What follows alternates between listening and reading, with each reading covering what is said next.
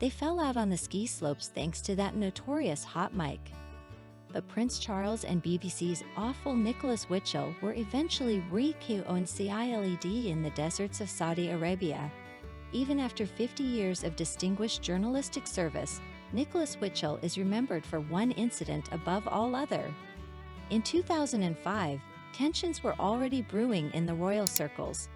Charles, William, and Harry held a brief press conference and photo opportunity on the slopes at Closters.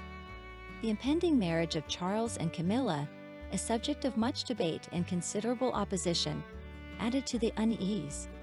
Prince Harry, as revealed in his memoir, was among those who did not approve of the union. The family holiday was further marred by the presence of an army of paparazzi photographers, claiming to disrupt their getaway. Perhaps it was this tense atmosphere that contributed to the unforgettable incident that unfolded next. Surrounded by cameras, journalists, and microphones, the BBC's long-serving royal correspondent, Nicholas Whitchell, posed an agreed-upon question regarding the Prince of Wales's feelings about the upcoming wedding. Charles responded somewhat unhelpfully with a dry remark, "I'm glad you've heard of it," and then, seated next to his sons, he let his true feelings slip. "I hate doing this, bloody people. I can't bear that man anyway. I mean, he is so awful, he really is. I hate these people." Unbeknownst to Charles, his private musings were picked up by a microphone on the slopes and subsequently broadcast to the world. William, who answered his own questions more smoothly, lightened the moment by joking about his responsibility for the wedding rings. The Guardian's then royal correspondent, Stephen Bates, reported the incident in detail.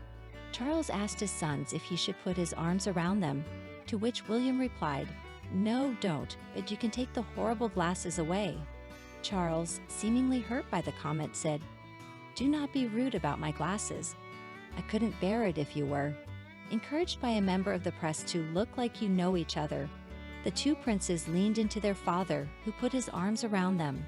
Charles muttered, "What do we do?" And William replied, "Keep smiling, keep smiling."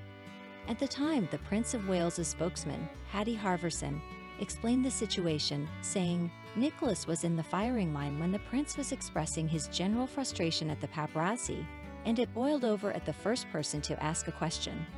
It wasn't personal. He does regret saying it. He really didn't mean to take it out on Nicholas."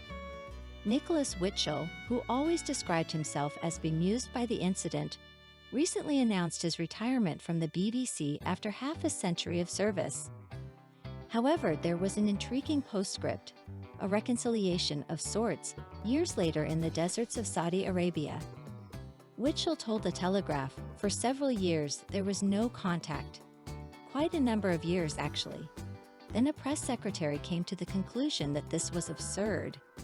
We fell out on the icy ski slopes of Closters, and there was a sort of rapprochement in the desert of Saudi Arabia. We had a very friendly conversation, but one wouldn't expect that moment to be brought up and analyzed."